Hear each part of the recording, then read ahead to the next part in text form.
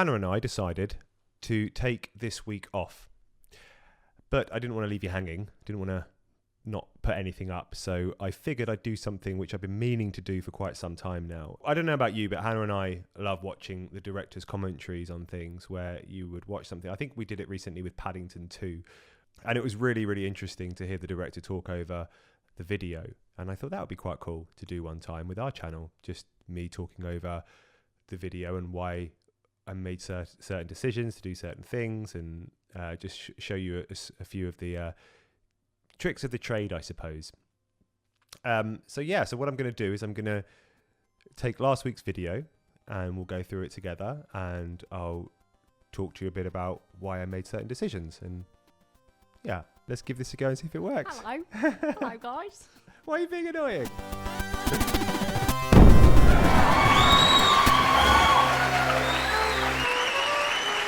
Amazing. Right, let's jump in. So I started the video off with that kind of distorted VHS effect because I just like it. It makes me feel all nostalgic. Most people watching probably don't even know what a VHS is, but it means something to me. It's nice mixing the old with the new sometimes. This whole section, I didn't actually have a song in mind for it. I tried a few different ones.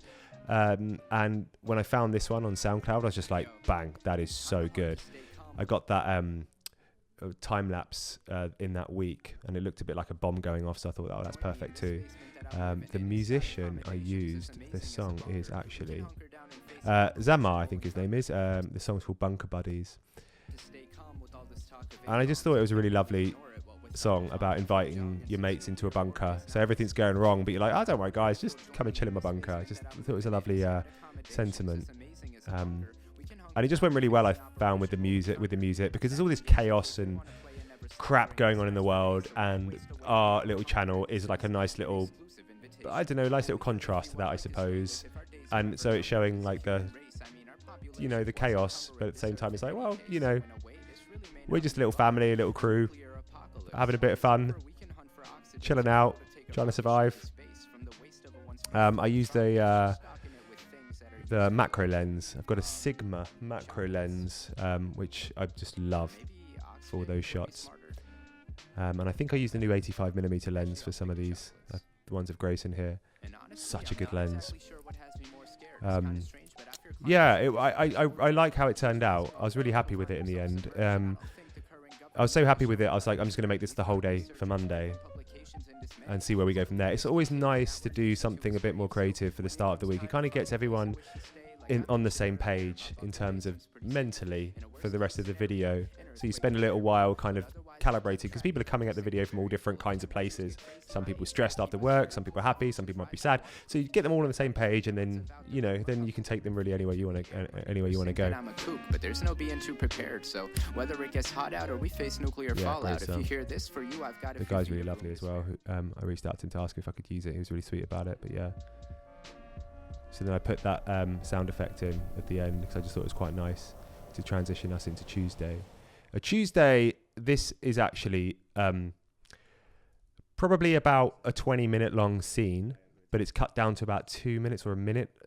The good thing about having multiple camera setups, I've got about 3 camera setups here, is that I can kind of stop it looking like, get rid of the drop cuts. So any parts that we get carried on talking for a while that I didn't use, by having multiple cameras, I can just cut that bit out and just look like I'm changing to a different camera, and it looks like it's all happening in one kind of flow rather than being a mashup of different scenes.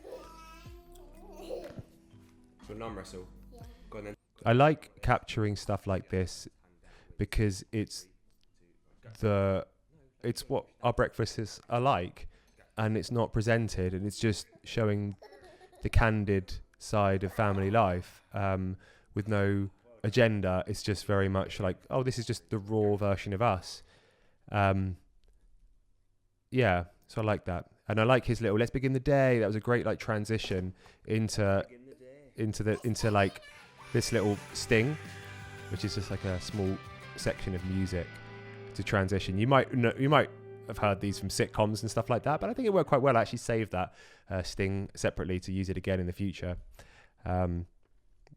Now, this stuff is all filmed on a little G7X. It's the traditional vlogging style. It's something that we will always come back to and always bring into the videos, I think, because it's where we came from. And I feel as much as I love setting up the candid stuff, I think people want to see this stuff. So I don't think I would ever remove this. For a while I was tempted to be like, let's just not ever talk to camera. Let's just all like do candid shots. But no, I think it's something that we should always keep in the videos. It's a nice nod to where we're from and where it all came from. I just like this little scene. I did talk here, but I cut a lot of it out. Sometimes it's good just to do that, just to leave small sections in with no talking, just because they just capture those moments, those like natural moments, which are quite nice to capture, I suppose. You'd forget those normally, and it's nice distilling them in binary for, well, as long as we exist, I suppose. I don't like planning any of this stuff. It's nice if you just sit there and let it all just flow. Again, that could have been like a 5-minute long clip that I just cut down. I tend to be quite hypercritical over myself, so I cut a lot of what I say and do out. Whole massive sections are just removed because I'm like, I think I've got self-esteem issues. Did a little J cut here. This is just another technical thing that a few might be interested in.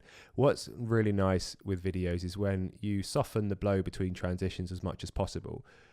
Sometimes you don't want to. Sometimes you like that really hard juxtaposition of two different scenes. But sometimes it's nice to kind of just merge them together. And a really nice way to merge them together is doing things called J cuts or L cuts. And that's, if you look at my audio timeline, it kind of is set a little bit further back here. So you can hear my voice a split second before you see me come in. A bit different than my last one. You want all the things. And you can do that in reverse as well. And I do those a lot. Editors notice it, but I'm not sure if many people do. It's one of those subliminal things I think people would pick up on. Sometimes you can make them very apparent. So have a scene with scene of a tree, but then with lots of talking, and then it cuts to, the scene of us talking, and you obviously know it had happened. But a lot of the time, it's far more subtle than that. 3, 2, 1, Gracie! That's just like a nod to the traditional stuff that we used to do back in London. We used to always do 3, 2, 1, Gracie. It's nice to bring that back. Seeing Grayson's character come out as well is just like so good now. He's such an important part of the team. He's such he's got such a big character. He's so funny. He makes us laugh so much. He's such a diva, and he's so like dramatic, and he's just great, and he's hilarious. Do you want to listen to some Backstreet Boys on the way home? I didn't like the transition here because I went from Grayson in the car to me running down the road with Grayson to Grayson back in the car. If I had longer, I would have put in a few transition shots there, maybe of a house or of another drone shot or something, just to kind of soften that, because you're like, hang on a minute, why is he in the car and then running down the road with Dad and then back? He kind of went into the house after nursery, came back out with me to go to jiu-jitsu. But these are the things that annoy me in the edit, you see. It all has to flow, and that breaks the narrative a little bit, I suppose. So I wasn't that happy with that. What do they teach at nursery today? If you go underwater too long, you'll die. So macabre. If you go underwater, you'll die. I love some of the shit he comes out with. Hundreds. I like how he describes somebody, how beautiful they are as hundreds. It's such a kid thing to do. Thank you, my love. That's great. Thank you. Oh, is that one of the pods? I'm such a coffee snob now. Another J cut come up there. You can see it there. The music completely just affects the emotion. Like, it's so important. It's why I can't use stock music. It's why I sacrifice each year thousands of pounds, because I'm like, I can't use stock music because it just can't emote people the way proper music can. And I wish I wasn't such a snob about it. Yeah, Grayson in jiu-jitsu here, he cried when he first went in, but it's only for like 5 minutes. It's very overwhelming, and then he got used to it, and he was cool, and he just loved it. They were really good with him as well. I love these little candid scenes with like Hannah and Rufus, and just him just smiling at her like she's the most important thing in the world to him, which she is, arguably. I do this sometimes, like us running down and running back. I did that in the same scene, but then I put one in earlier and one in later, and I can just use two different directions, and it looks like it happened afterwards, but it actually didn't. I loved it. Fade to black. Now, Wednesday, this was something my friend Zach sent me, and I was just like, Ryan, I think Ryan sent me this, and as soon as I saw it, I was like, this is the best thing ever. I was like, we didn't do anything on Wednesday. I was like, I'm just going to stick in this random clip of these guys doing this weird tongue thing in for Wednesday and just confuse the shit out of our viewers. I'm sure they'll appreciate it, which they all did. I haven't had anyone say anything bad about it. Everyone seemed to love it. I love it. I could watch this all day. It's just the best. It's just so odd and weird and bizarre, and the guys look so serious. Like, there's no sense of irony or anything. I hope you didn't mind that. This is us getting ready to go out for one of our silky shoots. Do you remember the days you could just do keys, wallet, phone? I was going to do a whole freeze frame here and do like, do you remember the days you could do keys, wallet, phone? And then I was going to do a whole like animation bit saying now instead of keys, wallet, phone, it's nappies, wipes, toys, snacks, yada, yada, yada, and have this massive list of things that you have to pack as a parent before you go out. And I was like, you have to make this decision sometimes in the edit. You're like, there's a risk of it not working and you investing a lot of time in it, and you've got to wait. You're constantly weighing up that risk to reward ratio. It's like, well, I don't think it would add enough for this to be worth the risk of it not working, if you see what I mean. So I decided against putting it in, as well as I felt like this bit flows quite nicely, and to all of a sudden break it with that might just be a bit too disruptive. It's a ball ache setting these cameras up for like that drive away shot and getting out of the car and stuff like that, but it just really adds stuff. It really does show like how much love and effort we put into it, if you know what I mean. I like giving context to where we're going and what we're doing, so I like using this Google Earth I use to do this, and it takes a while to do it, where I zoom in to exactly where we are and then zoom into where we're going. We're about a 40-minute drive away, so it's just a nice thing to show, to let people know where they are. I think, like when I speak to my friends on the phone, one of the first things I ask them is, where are you? I just like to know where they are. I don't know why. It helps me build up a mental picture. We only had an hour of roughly before I had to get Grayson back for his second jiu-jitsu. I didn't film it that night, but we had to get back, so we didn't have long in there. And I wish I had longer, because I would have got such nicer shots. But we still got some great shots. I took the Ronin with me, which is this big image stabilizer for the camera. It's a pain in the dick to carry it, but it's so worth it because of just those smooth shots you get. I went through a few different songs actually before I picked this one. It's quite a chilled one. It's called like Return of Spring or something. I quite like the way the name reflected the visuals. A lot of the stuff I film is in 60 frames a second, so I can slow it down. I love slow-mo. This is the stuff I love capturing, man. Just how we are. Like no like presenter, like, so guys, yeah, bloody yada yada. Just like keeping it really like just natural as we can. Like this is us. We just forget the camera's there and we just chat away. No agenda, no purpose, just being a family, I suppose, and that's the stuff that we should be capturing. Drone comes out. Now I love this effect, and I'll tell you my trick for doing this. That's filmed in 4K, and what I do is I as I'm zooming in, I increase or decrease the size of the video file, so I'm working in opposites, and I get that lovely kind of effect where things are coming forward while moving away, and it looks amazing. I just love it. That is all done on my little drone, this one, which is the best drone ever. Tempted to sell my big Phantom because this little thing can just give me everything I need and more, and it's tiny and can fit in my pocket. It's just so good.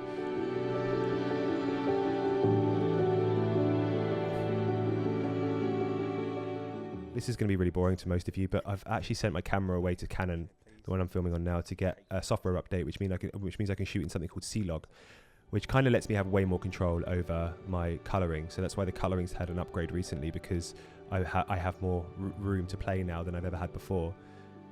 Yeah, anyway, so it just kind of bounces between us chatting to some of the shots that we got. I would have liked this video to be about 5 minutes longer, but I just didn't have time. And then, yeah. Then we got another cheeky fade to black. This was really, just a quite effortless song I found, again, just trawling through SoundCloud, and I just liked how, I don't know, unpretentious it was in a way. It just seemed really effortless and delicate, and I loved it. And then just having the camera next to me in bed and just capturing these kind of morning shots. Like, I like leaving stuff, like, see that, like there? Like, you think normally, hang on, where am I going here? So like this bit here, like that's a decision to leave that bit in, because it just makes it seem more like, makes it feel more natural.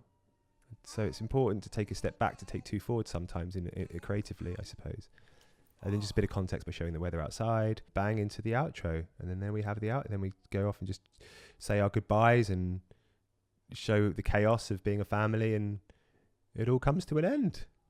And that concludes the director's commentary on... I sound like a dick saying director's commentary. That concludes the YouTuber's commentary on on last week's video.